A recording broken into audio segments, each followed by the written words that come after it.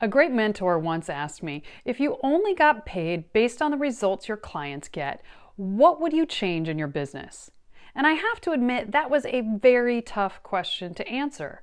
But it's one which is really crucial to think about if you want to build customer loyalty over time.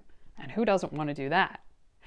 Think about it. Most businesses are not paid based on results, and there are a variety of reasons for that, especially if you are dealing with people.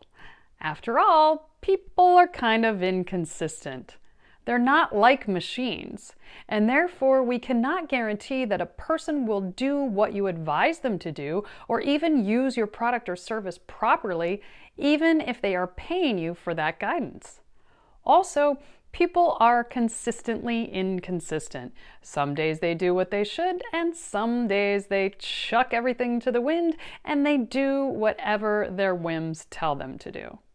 So as a result, most people don't want to be paid on results.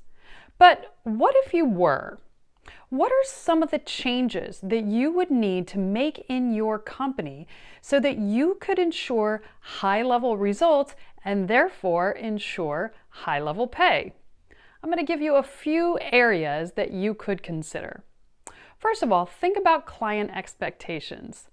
Managing the expectations of your product or your service as it relates to each individual client is really crucial. How well do your clients understand what you're going to be able to provide from them and what you expect from them, and also how well do you understand what they expect from you and your company? If you haven't completely spelled it out and documented it, you may have some mismatched ideas, and that always leads to slower success and sometimes a bit of grumpiness on the part of your new customer.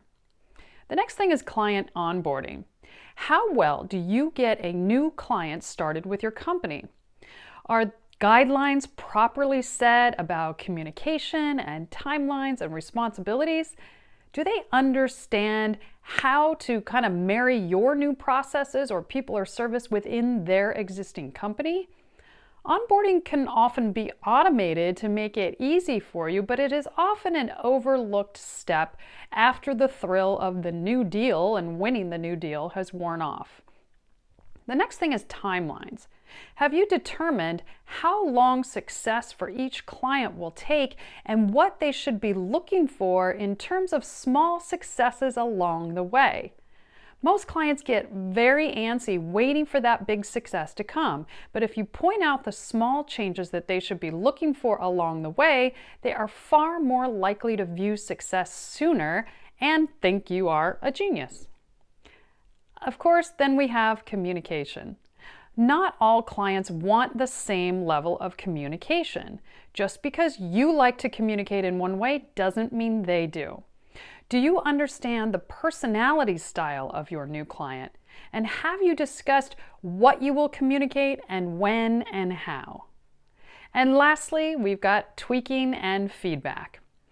Sometimes the perfect plan that you develop and you devise to solve a new client's problem, it needs to change as conditions change, as economies change, as situations change.